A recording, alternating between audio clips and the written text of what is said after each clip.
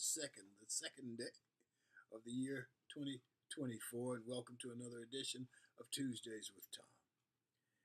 Well, I hope your holidays were great and that you're looking forward to the new year of 2024.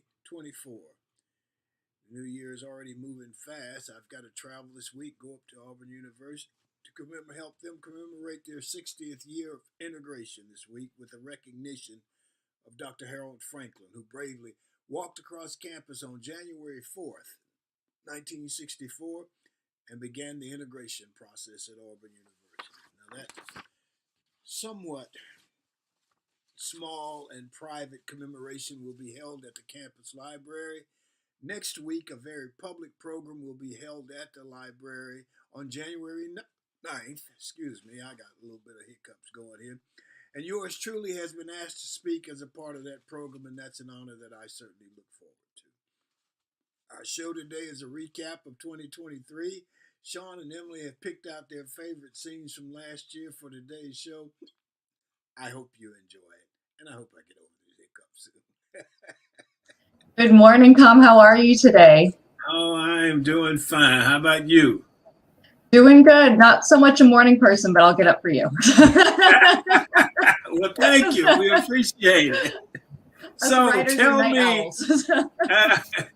tell me a couple of things to do in Fort Lauderdale before I die. So I just wanted to show the book right here. It just came out in September. I'm really proud of it. It's the first time I've written a book, and I was really excited to do it about Fort Lauderdale. I've been living here for almost 15 years. My husband was born and raised here. And I think a lot of people, when you think of Fort Lauderdale, it's spring break and the beach. And I don't think a lot of people realize in the greater Fort Lauderdale area, you know, you can go out into the Everglades and go check out the gators, and you can go to a rodeo show. We also have powwows here because we have such a great Seminole presence here. They were the first people. And so there's just something for everybody here in Fort Lauderdale, you know, whether you're a history nerd or you want to go shopping or you want to see sports. We've got all the sports teams here. Dolphins didn't make it to the playoffs, but, you know, we'll try next year. Well, they did make it, didn't they? Didn't they make it? About the playoffs, they're not getting they didn't make it past the game. Yeah, that's what I meant. Sorry. Yeah, they misspoke there. So, all right. So, and what made you choose? I mean, obviously there's a lot going on. So why did you decide to write about the 100 things to do in Fort Lauderdale? So this whole experience has shown me that somebody told me, you know, you don't wait until you're confident enough to do something. You gain confidence by doing something. And I was actually approached to write the book. I don't know if I would have had the confidence to say, you know, I'm going to write a book. I've been doing a lot of reporting in the local community in Broward County, Fort Lauderdale area, and I write for the local Visitors Bureau as well for Visit Fort Lauderdale. So when this guidebook company, they've got guidebooks all across the U.S. and they really wanted to beef up more of their southeastern representation. They've got a couple books in North Florida as well as the Georgia area. And so they said, we want to do something in Fort Lauderdale. And they asked around, and, you know, a kind writer that I know referred me, and it worked out well. So I had 6 months to write the book.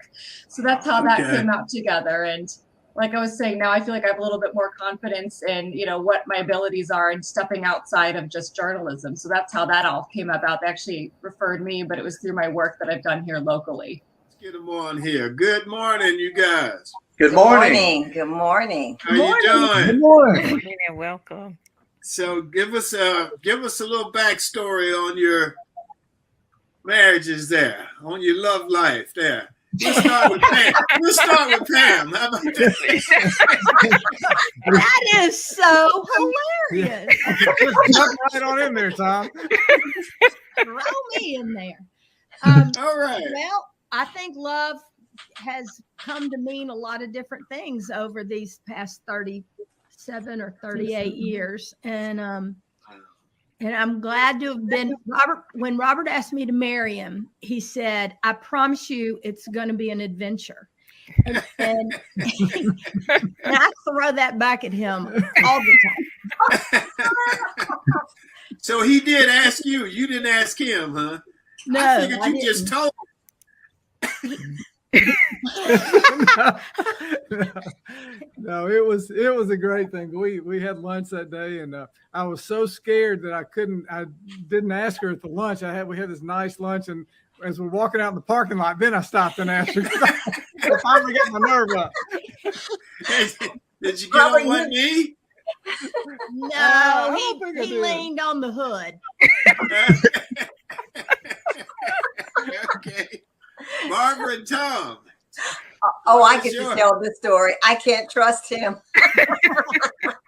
Well, he took me to dinner at a very lovely restaurant. And he, after dinner, everybody knew about this because we were in the back in the corner and he had reserved this booth for us. And so after dinner, he slides this box. You know, it was a pretty big size. It was about that big. Slides this box across the table. I'm like, what is this? So he just come from New York. So I said, oh, he probably got me a nice bracelet, right? So I opened it up. And I took off the cover and I opened it up. And this light comes on inside the box. And there's this ring. And I'm looking at this ring and I'm saying, oh. And I'm looking at him. He's just smiling. So I said, now, is there a question that comes with this ring? So finally he asked me to marry him. But that was, I mean, it was like that he had forgotten, like Bob, he forgot. And I had to kind of prod him along. So it was, yeah. We've been having we lawyers aren't known for our sensitive hearts. So we're known for getting it done.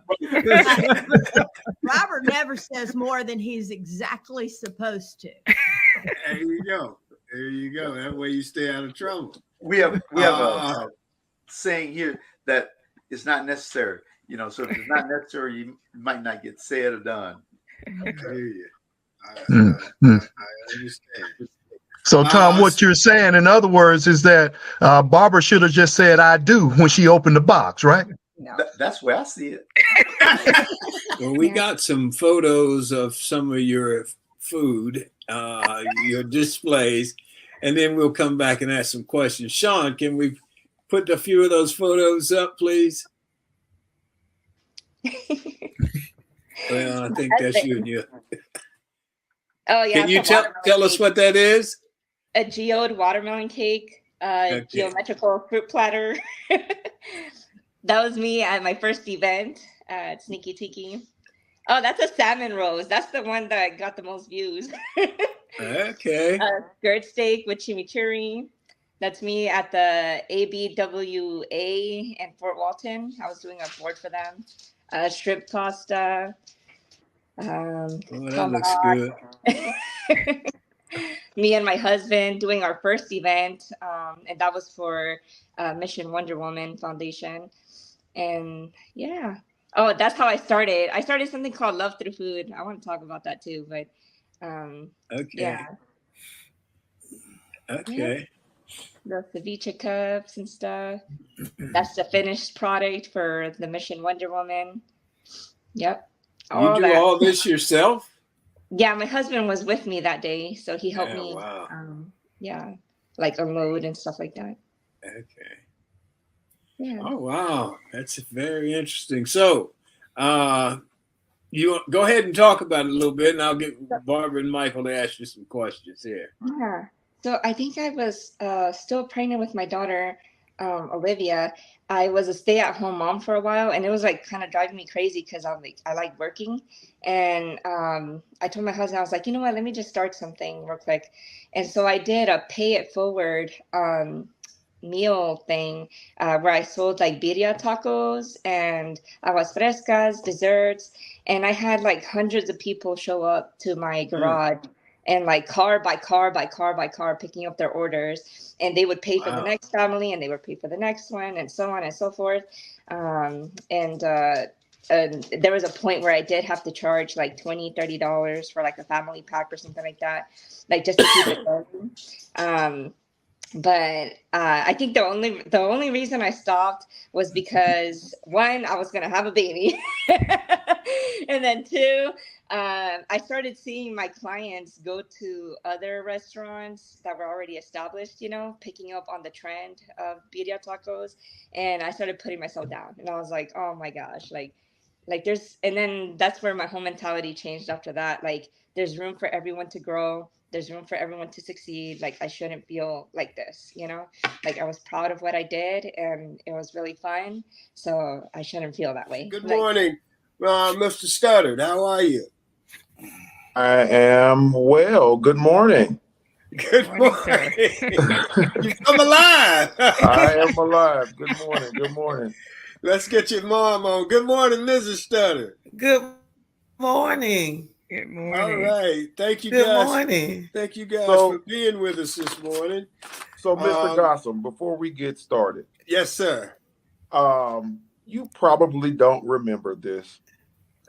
And I know I was asleep when we were having our test this morning, but I have to give you your flowers while I'm on here with you. Well, thank you.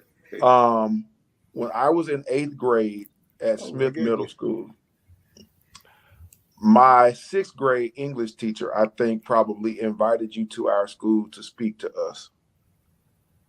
And I remember how excited we were to see somebody at our school that was on in the heat of the night. Oh, wow. Thank you. And that was a really big deal for us that day. It was an even bigger deal for the kids that wanted to be a part of the arts, that could see somebody from Birmingham actually doing the job that we wanted. So thank you for that. Thank you, man. Because it's a very difficult, which is why I do my foundation, because it's a very difficult proposition for people to understand what it takes to leave our state and be a part of an industry that is not in our state. Right. Which is why Roy Wood and myself have been to the State House on several occasions lobbying for them to change the tax breaks for these film studios to come to Alabama, and they have yet to do so, but it's fine. Well, moving on, Michael Walker, I would like for you to talk to your fellow Republican constituents to get them to help us move. Georgia gives these film studios, they move earth and sky for them to come to Georgia. Mississippi is now doing the same thing, and Alabama will not do it. Well, I don't know what I can say about the Alabama situation. It's the best state in the world. Tiffany Orner. Tiffany, good morning. Good morning. How are you? We're doing fine. How are you? I am doing very well. Thank you all for having me. I'm excited to be here. Well, we're excited to have you. So tell me this. So you say no service person, a former service person, should want for pretty much anything once they've done their service. So what are you doing now to enable that? Well, I am leading a nonprofit, a private foundation that is stood up by an automotive group out of the Florida Panhandle. And I'm not standing up any new programs or anything like that. What I'm doing is I'm vetting those programs and service organizations that are already in place, bringing them to one spot, Forever Warriors, and then assisting the Panhandle in hopes to grow that throughout the United States. So essentially think of it like kind of like a brokerage, right? You go to one place to get insurance. Well, I want every military person, past, present, and future, to come to Forever Warriors to get any and all support. So here we are. How long have you been doing this? I got brought on 11 October in 2022. So I with Forever Warriors since October Q4 of last year. But I've been advocating for military since 2018 is when I started. Kind of fell into it a little bit, but very thankful that I found my home here advocating for us. We had somebody in our chat, and I can't find her. We said she was 24-year Navy veteran. Vernell Razor. Vernell, so Yay! she's 24-year Navy veteran. So. Yay, sis. Well, early, and you didn't mention this, but I'm going to let it slide one time.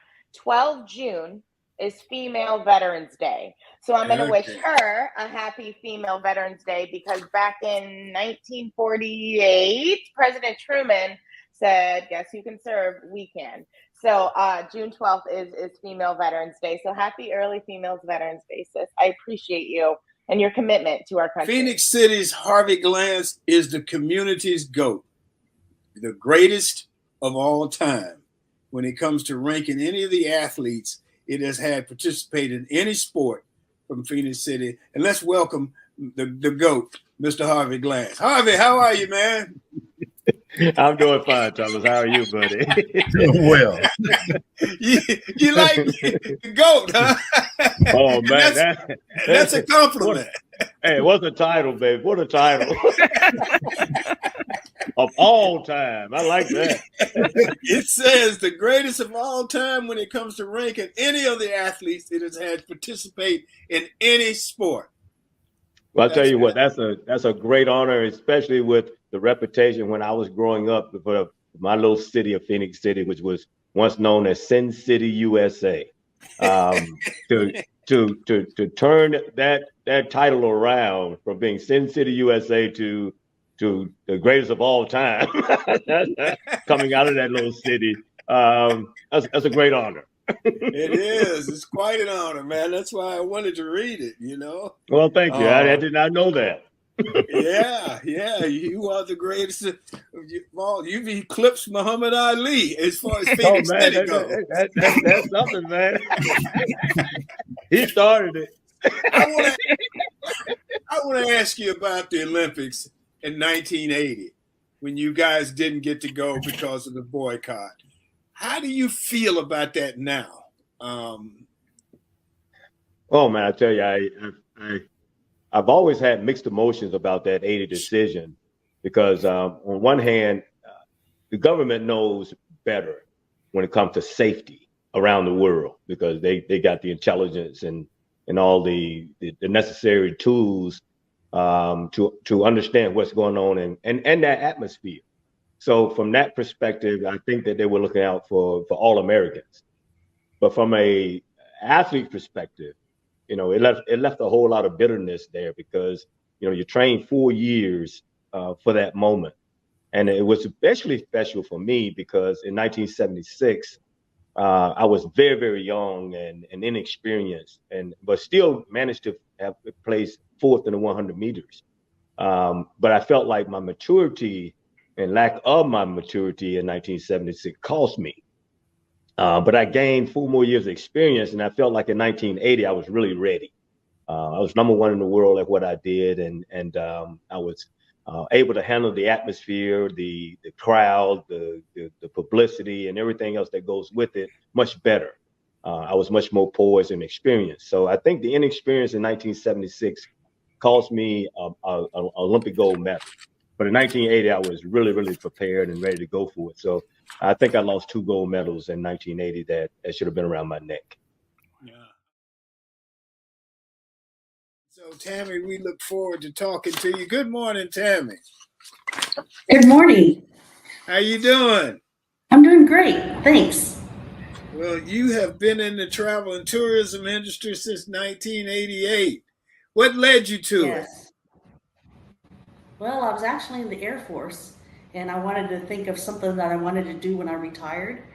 So there was this college in Oklahoma City, and I took night school for about a year. And then I got out. They actually had a travel agency at Penn Square Mall. So because I guess I was enthused and all that, I worked for their agency part-time because they opened until 9 o'clock at night. So I'd go in after my Air Force job and I'd sit there and I'd work as a volunteer. So I didn't get paid because I wanted to learn. And because of that, it got me a job in Atlanta with American Express. So start asking you some questions here, and you can tell us a little bit about D-Edge Consulting. Why don't you do that first, and then we'll come back with some questions. Great. Well, good morning, Michael and Barbara. It's nice to see you all. I'm glad we got connected. Yeah. So a little bit about Donaldson Edge Consulting is that I am a social determinist of health, just pretty much advocacy in regards to what is needed within communities. And so I started this venture in 2021. And I left my C-suite position and I said, you know, I wanted to engrave myself into this philosophy of, you know, how do we improve, you know, the world with human capital, quality of life? How do we improve housing and ensuring that, you know, families receive just those basic hierarchy of needs, you know, to improve their quality of life? And so one of the first things that I did was I started a training platform that is approved by the Florida Certification Board. And the concept is Certified Community Health Workers. And this concept is not something that's brand new. It just has recently been enlightened via the COVID pandemic, because what the healthcare system realized is that the infrastructure was not touching families. There was a huge disconnect. So how do we connect families to those health and social services that's so important for them to, you know, basically get the health care that they need? And these community health workers were embedded in the communities. They were the advocates. They were the connectors. They were those that were hosting the food events, the food drives, when families did not have access to a grocery store via living in a food desert, or just didn't have the capacity to afford groceries as they stand today. Or if it's a transportation issue, you know, bringing resources to those in the communities. You know, everyone has that community go-to person. You know, go down to Miss Johnson's house. She knows, you know, what to do when you get, you know, an ant bite. You know, that person that's in the community. So what if we train these community leaders on just a plethora of resources that they may not otherwise know? You know, just some of your traditional methods. Let me read this thing. University of Mississippi football player DeSanto Rollins, he filed a $10 million lawsuit against the coach, Lane Kiffin, and the school over what he says are mental health issues. A quote, for failure to provide equal protection, racial and sexual discrimination, and multiple other allegations. And there's a big article on it, $10 million lawsuit. How do you prove you're having mental health issues, or do you have to prove it? Okay, well, that's a great question. I think the first thing that we should talk about is the fact that normally when we have the mental health conversation, the first thing that people think about is mental illness. So I always tell people, think of mental health not just as the absence of illness, but think of it as a state of well-being. So when we're thinking about mental health, we think about a range of things, kind of like a spectrum. And so a lot of times for people, they can be in a side of that spectrum where they're doing well and they're thriving, they're feeling energized, they're feeling motivated, contributing to their communities, they're doing well at, you know, their careers or college or everything that they're doing. And then on the other side of the spectrum, they may be struggling with a mental illness, something like depression or anxiety or bipolar disorder, or, you know, the list goes on. And so all of these things, like we were talking about on the pre-show, these are diseases of the brain. They're an illness, just like diabetes is, just like cancer is, just like breaking a leg is, right? So all these illnesses, they also have symptoms and they have signs. And so we can always go to a mental health professional, and based on our experience and some of the symptoms that we're having, they can diagnose us with a mental health disorder. And so that's one way that somebody can, let's say, quote unquote, prove that they are struggling with their mental health. But that's not an easy thing to do because every human being has a unique experience. Hollywood's got the A list, and here on Tuesdays with Thom, we've got the G list, and our G list guest today is Justin King. Justin King is a senior at Auburn University. He's from Brentwood, Tennessee. He has served in the Beat Bama Food Drive the past 4 campaigns and as the president in his past year's 30th drive. The Beat Bama Food Drive is a 7-week food drive benefiting the Food Bank of East Alabama. This was the 30th year, serving with the food bank to raise food and monetary donations supporting the 7 surrounding counties. Let's welcome Justin King. Justin, how are you, man? I'm good. Thank you for having me. Good morning. Thank you for being here with us. We appreciate it. Just tell us about the food drive, how you got involved, and so on and so forth. We'll go from there. Yeah, so you kind of hit on it a little bit, but it's a 7-week food drive in partnership with the Food Bank of East Alabama, benefiting the 7 counties. And it's a great tradition that we've really built over the last 30 years. You said it's founded in 1994, this being the 23-24 scholastic year. It's really become a part of this community. I got involved 4 years ago. I'm an out-of-state student, so I'm especially coming here during the COVID year, didn't really know anybody. No real campus events, no anything. And so I had some great leaders in my life kind of lead me to that organization because they were still functioning that year. That's the thing about food insecurity is that it doesn't stop when times get hard.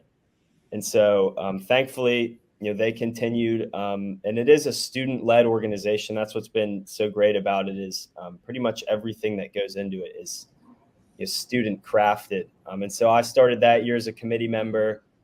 It was pretty much just Zoom meetings, raising monetary donations, stuff like that, because we couldn't really do anything out in the campus, out in the community. It was just too dangerous at the time. And so my sophomore year, I took a director position. Through that, spent a lot of time planning campus events and stuff. One of my actually BBFD testimony stories is I go up to Michigan every summer to visit my grandparents. And so I was playing bingo with some of the seniors one night and won and had a great time. And I was like, people would love to do this to fight food insecurity.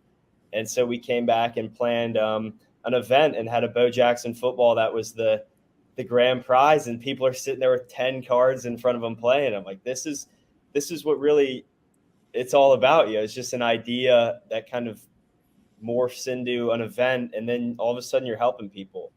And so that really inspired me to take a step. Last year, I was vice president of administration, which was overseeing our committee. We had our largest committee other than this year. Last year went from just around 150 to 200 people to over 500. So that kind of tells you the growth, especially that I've seen really in the past 4 years. It's been phenomenal. And then this year I took on presidents. Been a great honor, one of my greatest honors. I can't say enough good things about what this organization has done. So Sandra, I got a question about giving. Your favorite charity. I see you got the Salvation Army sign behind you. You want to take a minute and talk about it? Absolutely. Thank you. The Salvation Army is an organization, much like many organizations, that give to those in need. And the thing that's most great about the Salvation Army is the fact that it's an organization that most all of its dollars go back to helping somebody who's destitute, someone who's low on food, someone who can't pay bills, someone who doesn't have a place to stay or clothing to wear. They don't discriminate on where you're coming from and even what you look like when you pull up and say, you need help. We're simply trying our best to do the most good. So during this time of year, you will see me and those others who look like me ringing bells around different stores, around different corners, because we want to do our part to help somebody else. We realize that in our world, the poor will always be with us, but we also know that if they are with us, we have the wherewithal to make a difference. So let's do the most good and support the Salvation Army.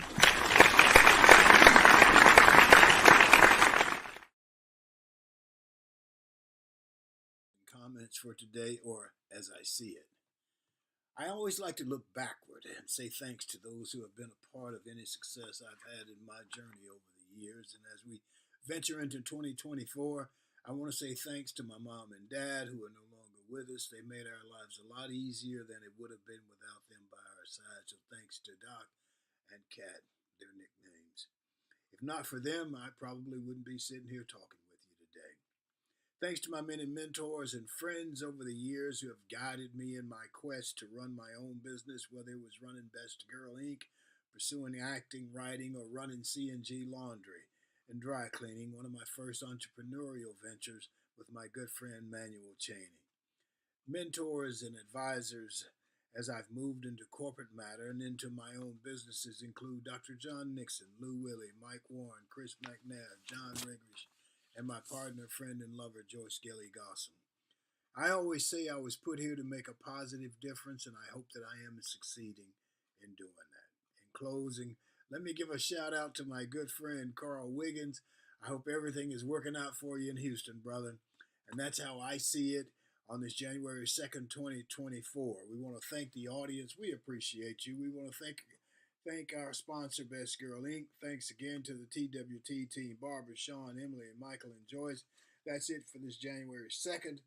Let's have a great 2024. And remember, a day without a smile is a day wasted. If you got an extra one, give one to someone who might need it. Enjoy yourself. Make every day count. Stay safe.